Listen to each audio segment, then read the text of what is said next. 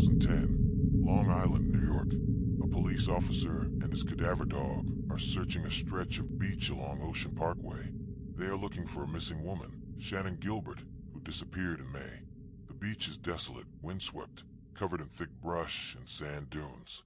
The officer walks slowly, methodically. The dog alerts. They have found something, but it is not Shannon Gilbert. It is someone else. And then another, and another, and another. By the end of the search, 10 bodies will be found, 10 victims, and a mystery will begin that would not be solved for more than a decade. This is the story of the Long Island serial killer, also known as the Gilgo Beach Killer, or Lisk, a man who murdered at least 10 people, possibly more, and dumped their bodies along a remote stretch of beach. For years, the case remained unsolved, frustrating investigators, haunting families. Then, in July 2023, a man named Rex Heuermann was arrested, charged with multiple murders. But even now, questions remain. Is he responsible for all the victims? Or were there others? The case is not fully closed. The answers are not complete. The discovery began with Shannon Gilbert. She was 24 years old, from New Jersey. She worked as an escort, advertising online. On May 1st, 2010, she traveled to Oak Beach, a small gated community on the south shore of Long Island, to meet a client. She arrived around midnight. Hours later, around 5 a.m., she ran from the client's house, frantic, terrified. She knocked on doors, screaming for help, saying someone was trying to kill her. Neighbors called 911. Shannon made her own call, a 23-minute conversation with the dispatcher. She was confused, panicked. She ran into the marsh, and she disappeared. Police searched the area. They found no trace of her. The case went quiet for months. Then, in December, a new search was launched. Officer John Malia and his cadaver dog, Blue, walked along Ocean Parkway, a road that runs parallel to the beach. Blue alerted near Gilgo Beach. They found a body wrapped in burlap. Then another. Within 2 days, 4 bodies had been discovered, all within a quarter mile of each other, all wrapped in burlap, all placed along the same stretch of road. The bodies were identified. Melissa Bartholomew, 24 years old, missing since July 2009. Maureen Brainerd Barnes, 25, missing since July 2007. Megan Waterman, 22, missing since June 2010. Amber Lynn Costello, 27, missing since September 2010. All 4 women were sex workers. All had advertised online on Craigslist. All were petite, between 5 feet and 5'5". All had been strangled. The pattern was clear. This was not random. This was a serial killer. In March and April 2011, police expanded the search. They found more remains.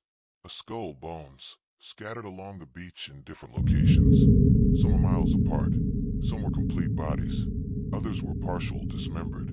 10 victims in total. 4 of the women found in burlap. The others were different. A toddler, between 16 and 24 months old. An Asian male, dressed in women's clothing. A woman identified as Jessica Taylor, found in 2003 in a different location, with additional remains now found on Gilgo Beach. A woman later identified as Valerie Mack, whose partial remains had been found in 2000, and Shannon Gilbert, whose remains were found in December 2011 in the marsh where she had run. But her death was ruled accidental, drowning, not murder. She was not considered a victim of the serial killer. The investigation intensified. A task force was formed. FBI profilers were brought in. The victims were studied. Connections were mapped. The 4 women in burlap, Melissa, Maureen, Megan, Amber, were believed to be victims of the same killer. The others, scattered, dismembered, found in different states of decomposition, may have been victims of the same person, or possibly others.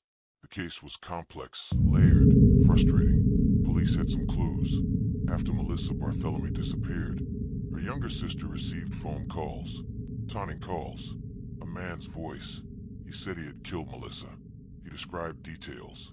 He called from Melissa's own phone. The calls were traced. They came from locations in Manhattan, near Times Square, crowded areas with surveillance cameras. But the caller was never identified. The call stopped, and Melissa's phone was never found. Years passed. The case went cold. Families waited. Investigators followed leads, but nothing broke the case. The bodies had been found, the victims identified, but the killer remained unknown. Theories circulated. Was it one person, or more than one? Was it someone local, or someone who traveled to Long Island? Was it someone with knowledge of the area, the beach, the secluded spots? Profilers suggested the killer was organized, methodical, comfortable with the location. Someone who blended in, who did not attract attention. In 2020, a new police commissioner took over in Suffolk County. He reopened the case. He formed a task force, brought in new investigators, new technology. They began reviewing evidence, testing DNA, using genealogy databases, the same methods that had solved other cold cases. And in 2022, they identified a suspect, Rex Heuermann. Rex Heuermann was an architect, living in Massapequa Park, Long Island. He was 59 years old, married, with 2 children. He owned a business in Manhattan. He lived in a house he inherited from his parents, a cluttered, unkempt home on a residential street. Neighbors described him as odd, quiet, large in stature, over 6 feet tall, heavy build, but not threatening, not someone they feared, just strange, isolated. Police began surveillance. They collected his DNA from discarded items, a pizza crust, a bottle. They compared it to DNA found on the victims. It matched. They traced his cell phone records. His phone had pinged near the locations where the victims were last seen. They reviewed his online activity. He had searched for information about the Gilgo Beach case, about the victims, about police investigations. He had visited websites related to sex work, to torture, to violent pornography. On July 13th, 2023, Rex Heuermann was arrested in Manhattan, outside his office. He was charged with 3 murders: Melissa Barthelemy, Megan Waterman, Amber Lynn Costello. He was named a prime suspect in the murder of Maureen Brainerd Barnes. The evidence was substantial: DNA, cell phone records, internet searches, witness descriptions. He fit the profile. He had means, opportunity, access. The arrest shocked his family. His wife filed for divorce. His children were devastated. Neighbors were stunned. He had lived among them for years. Quiet, unremarkable. No one suspected. But investigators believed he had been killing for over a decade, hiding in plain sight, going to work, coming home, living a double life. Heuermann pleaded not guilty. He remains in custody, awaiting trial. Investigators continue to examine evidence to link him to other victims: the toddler, the Asian male, Jessica Taylor, Valerie Mack. But so far, he has only been charged with 4 cases. The others remain open. The investigation continues. The case raised questions. Why did it take so long to solve? Why were the victims, all sex workers, not prioritized earlier? Families accused police of negligence, of bias, of not caring because the victims were marginalized. Police defended their work, said the case was complex, the evidence limited. But the criticism remained, and the delay, more than a decade, allowed the killer to remain free, to potentially kill again. Shannon Gilbert's case remains separate. Her death is still ruled accidental, but her family believes she was murdered.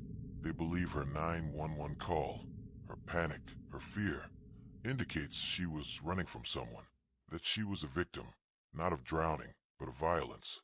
Police disagree. The evidence, they say, does not support murder, but doubt lingers. The Long Island serial killer case is not fully closed. Rex Heuermann has been charged, but not convicted. The trial has not happened. Evidence will be presented. A jury will decide. And even if he is convicted, questions will remain. Is he responsible for all 10 victims? Or only some? Were there other killers? Other victims not yet found? The beach is long. The brush is thick. There may be more remains, waiting to be discovered. The victims are remembered. Melissa Barthelemy, who loved to laugh, who was close to her sister. Maureen Brainerd Barnes, who had a young daughter. Megan Waterman, who was trying to save money, to build a life. Amber Lynn Costello, who struggled with addiction, but was loved. Jessica Taylor, who whose remains were found in two locations, years apart. Valerie Mack, whose identity was unknown for years, called Jane Doe Number 6. The toddler, never identified, called Baby Doe. The Asian male, still unidentified. And Shannon Gilbert, whose disappearance led to the discovery of all the others. These were real people, not just victims, not just names in a case file. They had families, friends, dreams. They were daughters, sisters, mothers. They made choices, some difficult, some desperate. They worked in a profession that made them vulnerable, that put them at risk. And someone exploited that vulnerability. Someone targeted them. Someone killed them and left them on a beach, discarded, hidden, forgotten. The families have waited years for answers, for justice, for closure. Some have received it, at least partially, with the arrest of Rex Heuermann. Others are still waiting, still hoping, still wondering. Will there be more arrests? Will more victims be identified? Will the full truth ever be known? The case has changed how law enforcement approaches missing persons cases involving sex workers. It has highlighted the dangers they face, the lack of protection, the societal stigma that makes them easy targets. Advocates have called for better resources, better training, better support, for recognition that these lives matter, that these victims deserve justice, just like anyone else. Long Island has tried to move on. The beach is still there, open to the public. People walk along Ocean Parkway. Families visit Gilgo Beach in the summer, but the memory remains. Local residents remember the searches, the news helicopters, the police presence. Some avoid the area. Others are curious. The case has become part of the local history. A dark chapter. A reminder. Rex Heuermann's trial will be watched closely. Evidence will be scrutinized. Witnesses will testify. DNA will be explained. The jury will deliberate. And a verdict will be reached. Guilty or not guilty. If guilty, he will spend the rest of his life in prison. If not guilty, the case will remain unsolved, and the search for the killer or killers will continue. But even if he is convicted, even if justice is served, the case will not be fully closed, because there are still unidentified victims, still unanswered questions, still families waiting for news, for remains to be found, for names to be attached to bones. The Long Island serial killer case is vast, complex, unfinished. The arrest of Rex Heuermann was a breakthrough. A decade of waiting, of frustration, of grief, finally yielded a suspect. DNA technology, genealogy databases, persistent investigators, all contributed. But it also revealed failures, delays, missed opportunities.